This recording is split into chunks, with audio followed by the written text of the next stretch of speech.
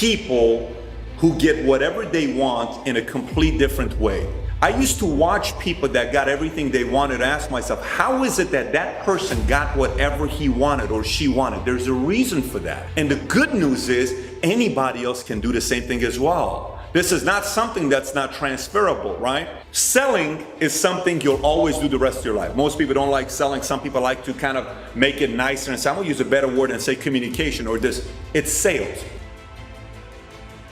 Hey, you want to marry that girl you love? You know which one I'm talking about? You need to sell her and her parents and her best friends. That's all selling.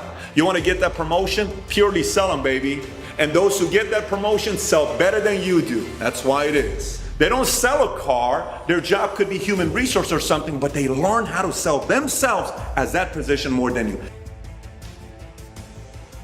A lot more people starving in sales than winning. And the numbers are about 2% of people that get what they want. Let me give you a story here on what took place with me in 2005, 2006. The company I was a part of announced a trip that we're gonna go to Europe. It was a one-year contest. I was so excited about it, right? And we were gonna go to Greece, Santorini, Athens, Croatia, Venice, Italy. I really wanted to go on this trip.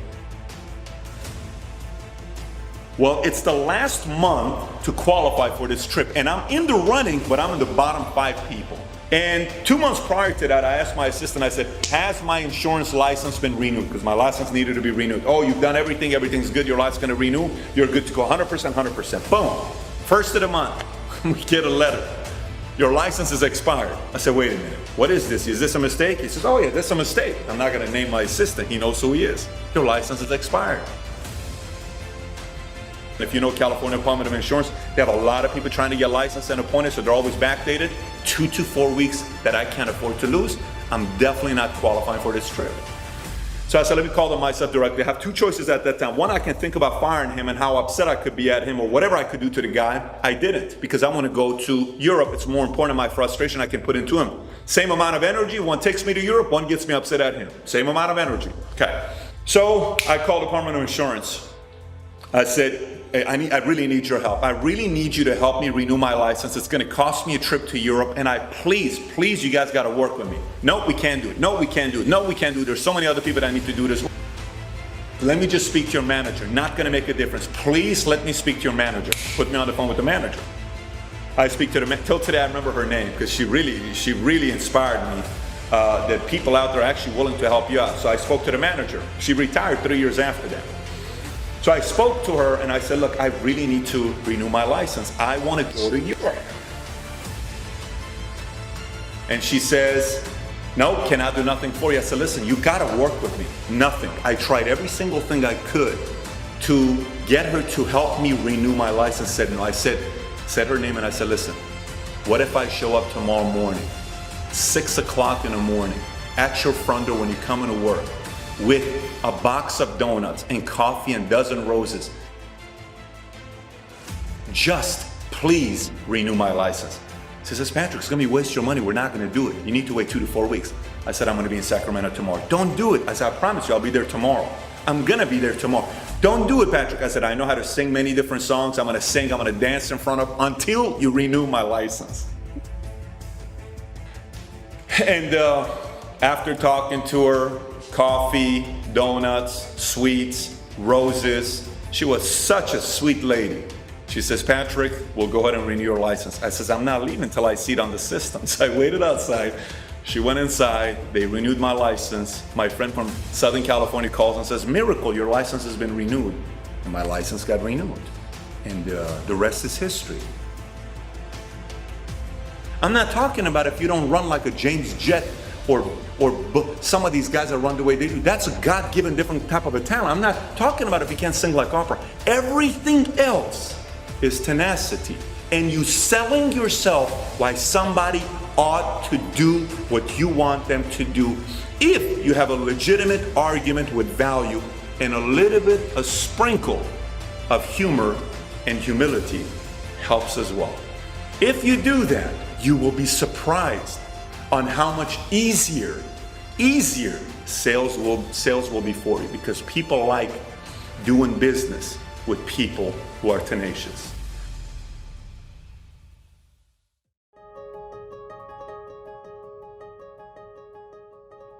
So when I was 14 years old, I was 6'1", 135, and my name wasn't Tyra Banks. So that's what I got into bodybuilding.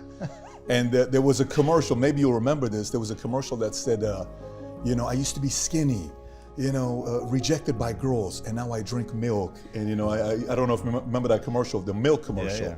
So for me, I said, man, I need some muscles, because I need a date, I need girls, I need to go out, I need to protect myself. And I started hitting the weights at 14 years old. I would go to the gym with 3 sweaters on, and there was a guy in there named Fred who took a liking into me. He was like 5 years older than me, and I was benching the bar. The bar is 45 pounds, and when you don't have a lot of strength, when you bench the bar is shaking, right? So he pulled me and says, "Come here, kid. Don't look at anybody.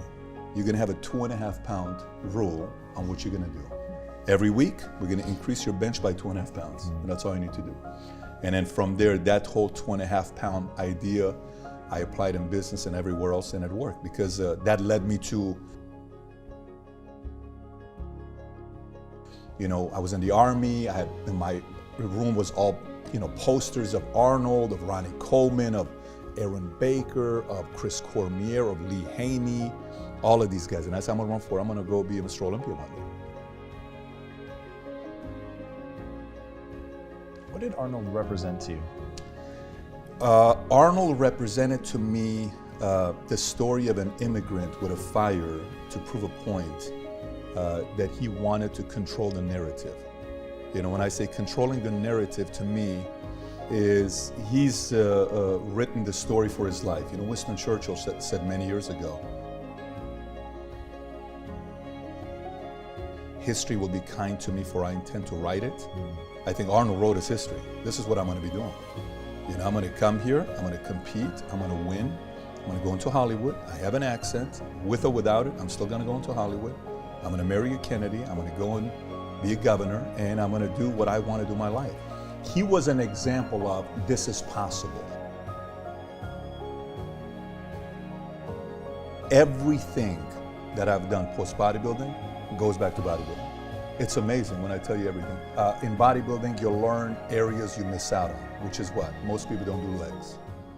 Arnold, at the beginning stages of his career, he would take pictures in the water because, he didn't want to show his calves. So he would always do thighs because he had the thighs, but he didn't have the calves. So I'm doing a pose with the, minimizing the calves. And he started doing the donkey raises with Franco Colombo on his back, and he really got focused about the calves, and he had these massive calves. In business, it could be the same thing. You could be all good on front end, marketing, but your operation sucks. And for me, I was so front end, I was so sales that I wasn't good in operations.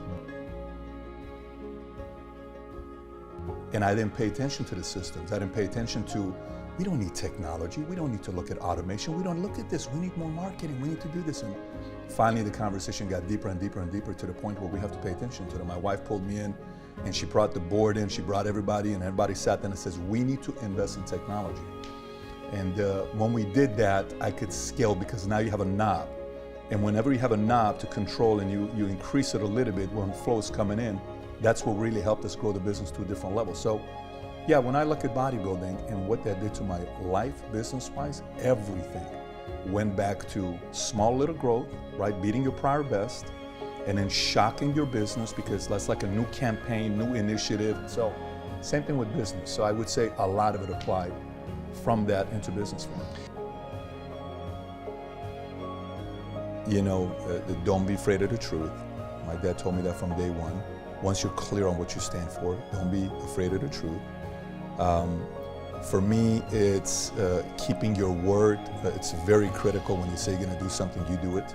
Like cashing your word. Like, I want your word to have a lot of value. For me, if I tell you we're gonna do something, it has to be end of the world for it not to happen. I'm gonna go out of my way to make sure my word keeps that value, because it's more for me than it is for you. It's more for me to trust the words that are coming out of my mouth than anybody else. But I would say those things, and then alignment for me is all the way at the top. Alignment it's so critical to me. The way you live and whatever you believe, if they're aligned, you're living a happy life.